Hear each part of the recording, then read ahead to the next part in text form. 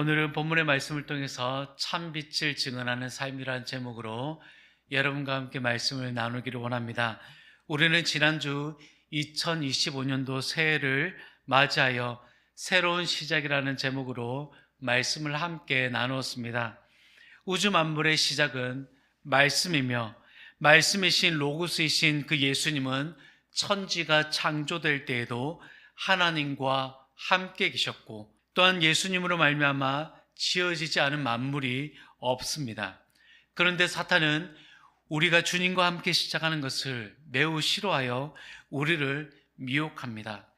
사탄이 우리를 미혹하는 여러 이유 중에 죄의식의 부재와 또한 영적인 무관심, 그리고 영적인 피로감과 또한 우리가 대체물의 존재로 인해서 하나님과 함께하는 것을 사단이 방해하고 미혹합니다.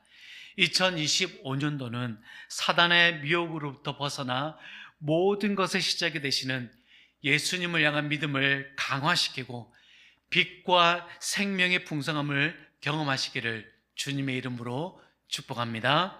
아멘. 주님과 함께 새롭게 시작한 둘째 주일을 우리는 맞이하면서 우리는 세례 요한의 삶을 통해 참빛을 증언하는 삶이 무엇인지를 함께 나누기를 원합니다. 먼저 증언이라는 이 단어는 어떤 사실이나 사건에 대한 개인이 경험한 바를 다른 사람에게 이야기하는 것을 의미합니다. 신앙의 영역에서는 신앙의 경험이나 하나님의 역사하심에 대해 사람들에게 전하는 것을 말하고 이로 인해 다른 사람들에게 믿음을 전파하는 중요한 역할을 하는 것이 바로 증언입니다.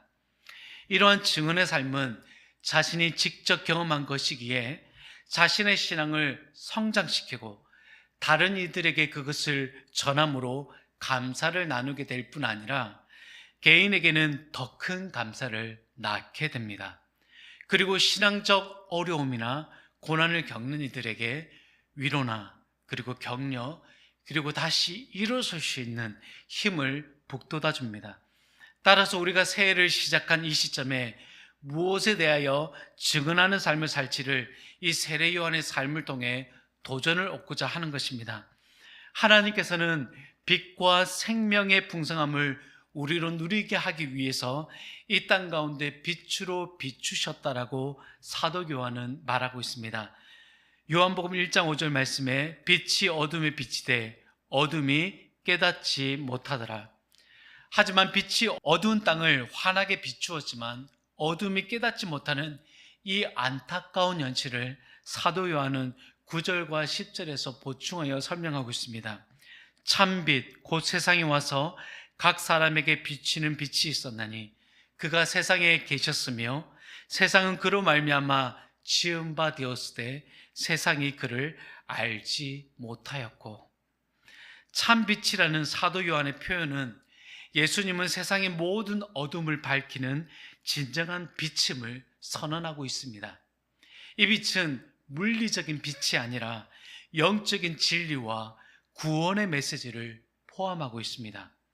따라서 예수님은 인류의 죄와 고통을 치유하기 위해 이 세상에 오셨으며 그의 존재는 모든 인류에게 희망과 새로운 시작을 알리는 것입니다. 이것을 모든 사람이 찾을 수 있도록 하나님께서는 만물을 지으신 창조주의 모습으로 자신을 알리시고 계셨습니다. 종교개혁자 존 칼빈도 기독교 강요에서 자연은 하나님의 영광을 보여주는 극장이라고 말하였습니다. 하늘은 하나님의 왕궁과 궁전이며 정교하게 조화와 균형을 갖춘 이 세계는 하나님을 관찰할 수 있게 해주는 일종의 거울과 같으며 천상의 별들도 하나님을 증거하는 하늘 궁창의 언어라고 말하고 있습니다. 로마서 1장 19절 말씀을 함께 읽겠습니다. 이는 하나님을 알만한 것이 그들 속에 보임이라 하나님께서 이를 그들에게 보이셨느니라. 아멘.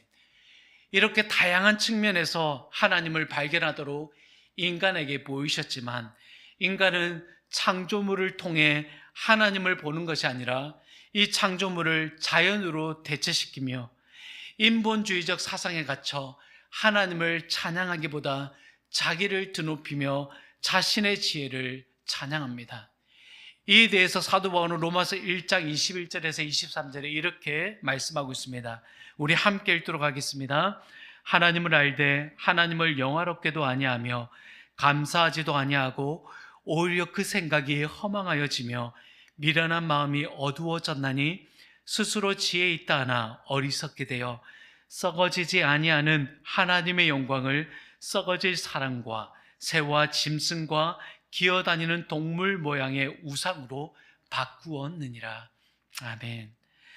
창조 사역을 통하여 자신을 계시한 하나님이시지만 인간이 하나님을 알지 못하고 경험하지 못하면 필연적으로 미신과 혼란에 빠질 수밖에 없게 됩니다. 결국 더 이상 증언의 삶을 살지 못하거나 진리가 아닌 허구나 거짓의 것을 증언하는 삶을 살게 되는 것입니다. 하나님께서는 우리가 증언하는 삶을 통해 더 풍성한 삶을 누리도록 이끄시는 줄 믿습니다. 오늘 본문은 하나님을 알지 못할 것 같은 이 어두운 세대에 빛 대신 주님을 증언하기 위해 세례 요한을 준비시키십니다. 사도 요한은 이 세례 요한을 하나님께로부터 보내심을 받은 사람으로 소개하고 있습니다. 요한복음 1장 6절 말씀 함께 읽겠습니다. 하나님께로부터 보내심을 받은 사람이 있으니 그의 이름은 요한이라. 세례 요한이 증언한 삶을 살기 이전에는 그는 어머님의 태중에서부터 예수님을 알아보고 기뻐하였던 사람이었습니다. 누가복음 1장 41절과 44절에 엘리사벳이 마리아가 문안함을 들으매 아이가 복중에서 뛰노는지라. 엘리사벳이 성령의 충만함을 받아 보라 내 문안하는 소리가 내 귀에 들릴 때에 아이가 복중에서 기쁨으로 뛰놀았도다. 아멘. 이 말씀을 보게 되면 훌륭한 태교는 어머니가 성령의 충만함을 얻는 것이라 생각이 되었습니다. 엘리사벳의 이 성령 충만함은 뱃속에 있는 세례 요한이 마리아의 태 속에 있는 예수님을 볼 수 없는 엄마의 뱃속에서 세례 요한은 기뻐하고 있었습니다. 이런 모습은 말로 설명할 수 있는 길은 없습니다. 다만 우리 또한 성령 충만함을 잊게 될 때 세상 사람들이 보지 못하는 하나님을 우리는 기뻐하는 것과 같지 않을까라고 생각이 되어집니다. 어머님의 이런 성령 충만함은 세례 요한에게 부어진 것처럼 세례 요한은 이후에 구분된 나시린처럼 삶을 살아가게 됩니다. 누가복음 1장 15절에 이는 그가 주 앞에 큰 자가 되며 포도주나 독한 술을 마시지 아니하며 모태로부터 성령의 충만함을 받아. 세례 요한의 성령 충만함은 포도주나 독한 술을 마시지 아니하므로 구분된 삶을 살게 하였습니다. 또한 그의 거룩한 삶은 성령의 충만함을 받아 가르치는 모든 내용들이 하나님 안에서 참되다는 것을 증거하고 있습니다. 우리가 참된 증거하는 삶을 살기 위해 제일 먼저 성령의 충만함을 입어야 한다는 것을 세례 요한을 통해서 알게 됩니다. 참빛을 증언한 삶은 첫 번째로 성령의 충만함을 받는 것입니다. 세례 요한의 출생 시의 성령 충만은 예수님의 부활 승천 당시에 제자들에게도 당부한 말씀과 서로 연결되어 우리에게 참빛을 증언하는 데 있어 성령 충만한 삶의 중요성을 일깨워주고 있습니다. 세례 요한에게 성령 충만한 삶은 누구도 강요하지 않은 나시린처럼 구분된 삶을 살게 하였고 광야에 머물면서 메뚜기와 석청을 먹으며 지냈습니다. 그리고 그는 권력자 앞에서도 굴하지 않고 진리를 담대하게 외쳤으며 많은 이들에게 죄를 회개하고 하나님께 돌아오도록 촉구하였습니다. 그리고 자신을 광야에 외치는 자의 소리라고 하여 자신을 드러내지 않고 오직 예수님의 오실 길을 예비하는 사역을 감당하였습니다. 그의 증언한 삶은 성령의 충만함이 아니고서는 달리 증명할 방법이 없습니다. 예수님께서도 부활 승천하실 때 제자들에게 당부한 말씀이 있습니다. 볼지어다 내가 내 아버지께서 약속하신 것을 너희에게 보내리니 너희는 위로부터 능력을 입혀질 때까지 이 성에 머물라 하시니라. 아멘.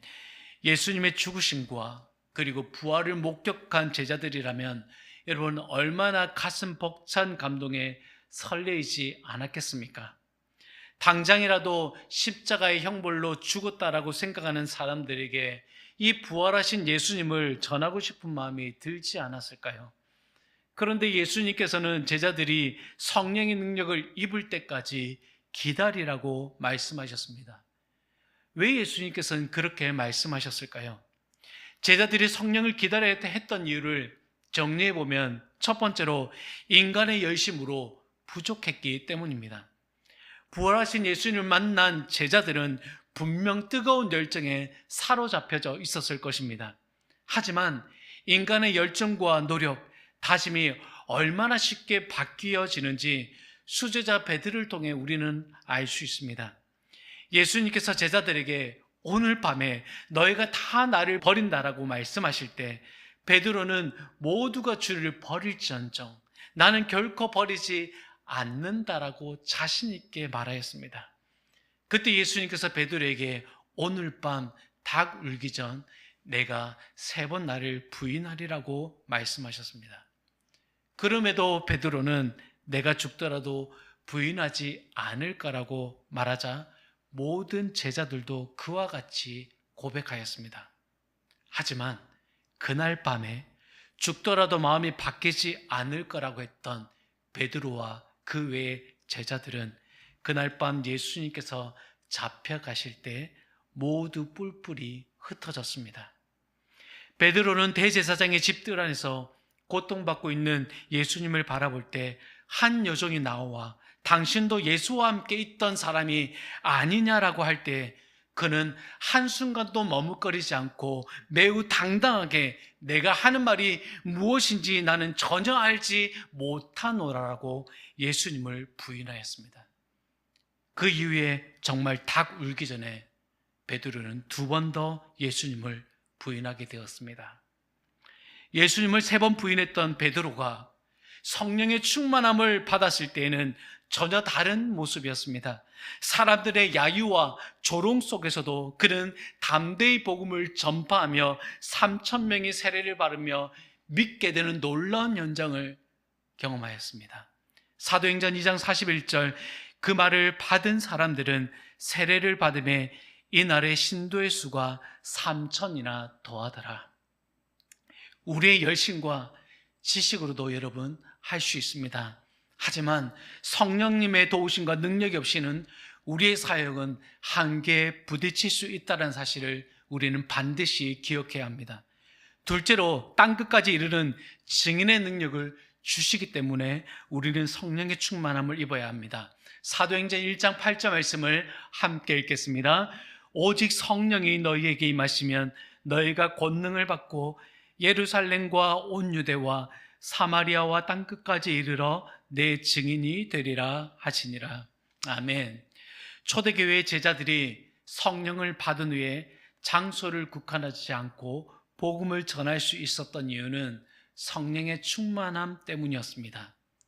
성령의 충만함은 시간, 장소, 때를 구분하지 않습니다. 그런데 우리가 성령의 충만함을 받지 않을 때 우리는 나에게 다가오는 두려움에 휩싸이게 되겠죠. 우리에게 가장 큰 두려움은 여러분 무엇일까요? 전할 때에 상대방이 거부하거나 반응이 부정적일까 걱정하는 두려움입니다. 우리는 과거에 거절당하는 경험들은 한두 번 있을 것입니다. 이 거절감에 대한 상처는 자신에 대한 가치를 낮추고 자존감을 떨어뜨려 심리적으로 위축되게 만듭니다. 그리고 거절당할 것 같은 이 불안감으로 인해 사람들과의 관계를 피하게 됩니다. 하지만 성령의 능력을 우리가 입게 될 때 하나님의 무한한 사랑을 깨닫게 되면서 우리가 실수하거나 또한 우리에게 부족한 부분이 있다 하더라도 우리 스스로를 존중하게 하는 힘을 얻게 되고 자신의 가치를 발견하며 어떤 사람들과 관계를 하더라도 위축되지 않습니다. 이번에 저희 교회는 어느 한 단체를 통해서 전도의 도움을 받게 되었습니다.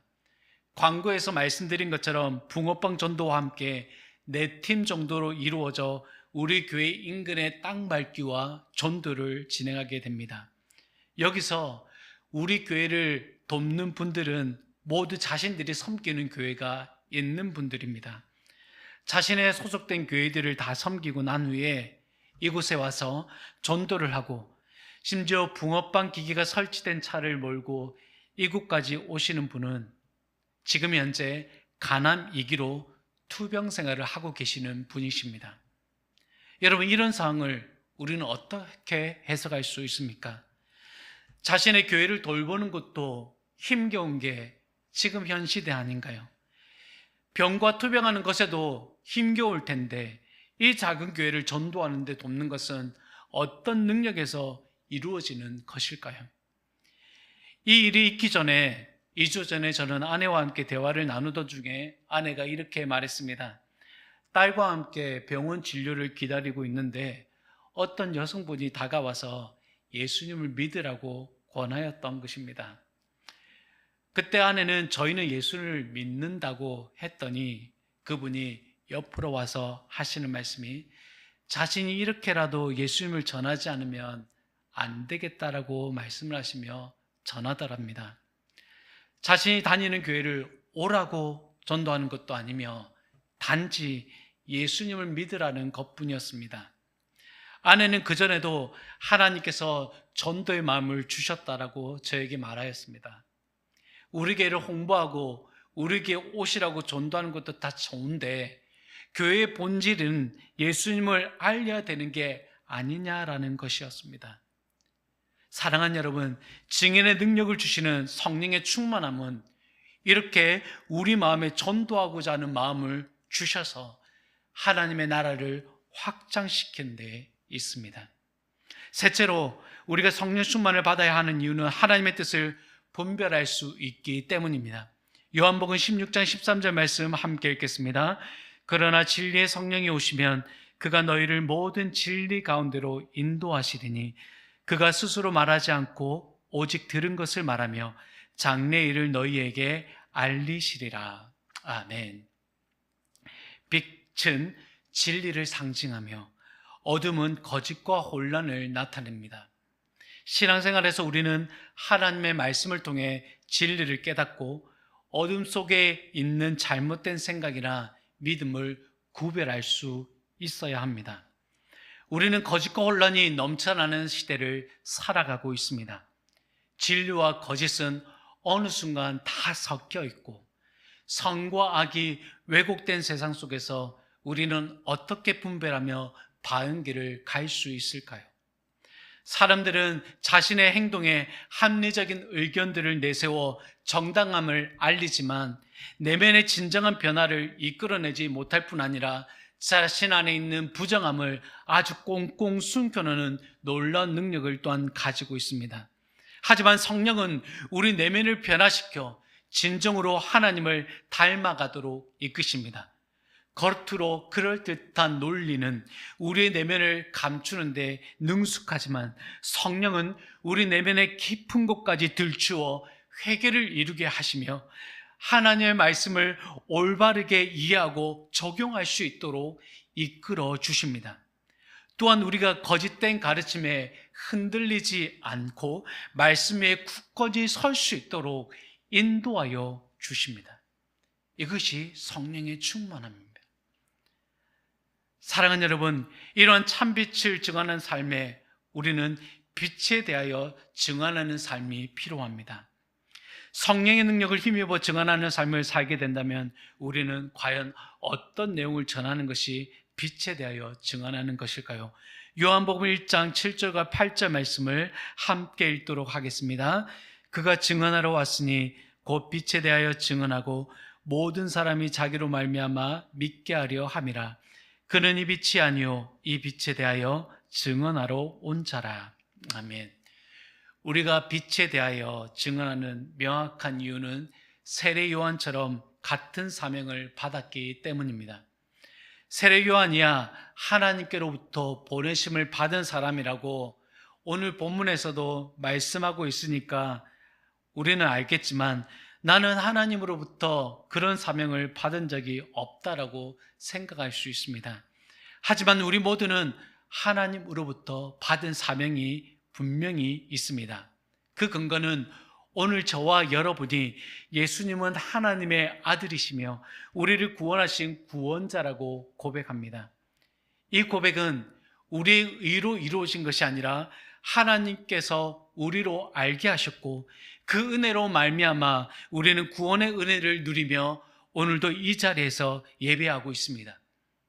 뿐만 아니라 우리 모두가 하나님의 선한 일을 위하여 지으심을 받은 자들이라고 에베소서 2장 10절에서 언급하고 있습니다. 또한 마태복음 28장 18절로 20절에서는 지상 대위임령으로 모든 그리스도인들에게 주어진 사명임을 말씀해 주고 있습니다. 그런데 우리가 그 빛을 전하지 않으면 우리는 무엇을 전할 수 있겠습니까? 세례 요한이 참빛을 증언하는 이유는 모든 사람이 자기로 말미암아 예수 그리스도를 믿게 하기 위해서였습니다. 그래서 자신을 통하여 증언하는 빛이 가리워지지 않도록 자신을 철저히 숨기며 그는 이렇게 고백합니다. 그는 흥하여야 하겠고 나는 쇠하여야 하리라. 요한이 그토록 자신을 낮춘 이유는 자신이 구원을 이루는 존재가 아니라 자신의 생각과 뜻이 반영되는 순간부터 빛이 아니기 때문입니다.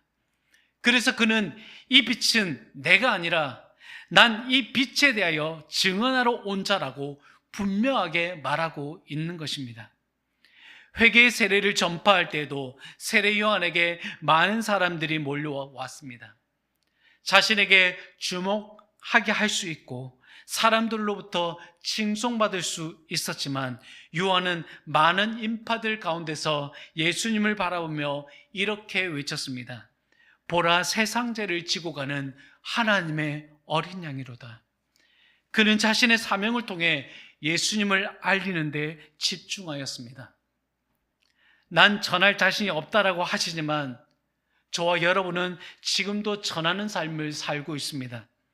내가 하나님을 섬기는 모습이 다른 이들에게 증언하는 삶을 살아가고 있는 것입니다. 나의 모든 삶의 행동을 통해서 말이죠. 지금까지 나의 어긋난 삶의 행동으로 보여진 것이 있다면 우리의 입과 말이 오직 예수님을 증언하는 수동적 삶으로 전향을 이루어야 합니다. 그렇게 되지 않는다면 우리의 삶의 모습이 다른 이들에게 빛이 아니라 어둠을 비칠 수 있기 때문입니다. 제가 다리 건너 아는 목사님이 한 분 계십니다. 성함을 밝힐 수는 없고 그분이 아들 둘을 키우면서 감사의 기쁨을 나누는 내용입니다. 이 목사님은 두 아들을 키우면서 자신이 좋은 영향을 미친 것이 두 가지가 있다라고 하셨습니다. 하나는 아이들에게 가정 예배를 드리면서 성경 말씀을 암송하게 했다는 것이고, 다른 하나는 스마트폰을 사주지 않아서 게임을 할 수 없게 한 것이라고 하였습니다. 어느 날 첫째 아들이 초등학생 때 친구들과 게임을 하고 싶다 하여 스마트폰을 사달라고 애원하였을 때 이 목사님은 게임의 해악에 대한 언론 기사를 취합하여 그것을 출력하여 보여주면서 이성적으로 아들을 설득하였다라고 하였습니다. 하지만 그때 첫째 아들의 절망의 눈빛을 잊을 수 없다라고 말하였습니다. 세월이 흘러 고등학생이 된 이 첫째 아들이 반 친구들이 스마트폰 게임에 빠져 있다고 이야기하면서 자신은 폰이 없어 게임을 못했지만 스트레스가 있을 때마다 오히려 밖에 나가 친구들과 농구를 즐겨 하게 된 것을 다행으로 생각한다고 말해 주었다라고 합니다.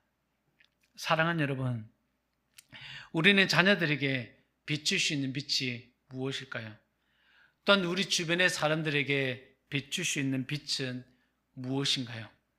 오늘 내게 비추인 빛이 그 무엇보다도 소중하고 귀한 가치가 있다고 생각되어진다면 등잔 위에서 비추어야 하지 않을까요?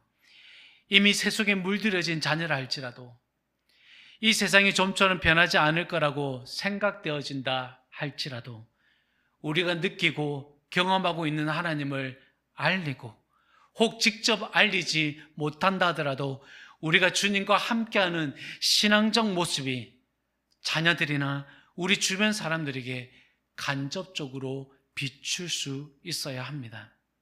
사랑하는 여러분, 말씀을 맺겠습니다. 예수님께서도 이 세상에 오시기 전 이사야 9장 2절에서 이렇게 말씀하고 있습니다. 흑암에 행하던 백성이 그 빛을 보고 사망의 그늘진 땅에 거주하던 자에게 빛이 비치도다. 흑암에 행하던 이 백성들에게 비추이신 빛은 그들에게 어떤 영향을 주었을까요? 이사야 9장 3절에 이렇게 기록하고 있습니다. 주께서 이 나라를 창성하게 하시며 그 즐거움을 더하게 하셨으므로 추수하는 즐거움과 탈취물을 나눌 때의 즐거움같이 그들의 주 앞에서 즐거워하나니.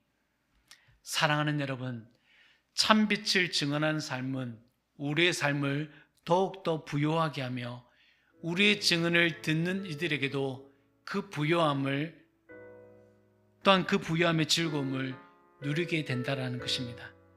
오늘 그 빛을 증언하는 삶을 위해 오늘 우리 모두가 성령의 충만함을 하나님께 구하고 성령의 능력을 힘입어 빛 대신 예수님만을 드러내며 어둠 속에서 빛을 전하며 믿음으로 이끄는 증언자가 되시기를 주님의 이름으로 축원합니다.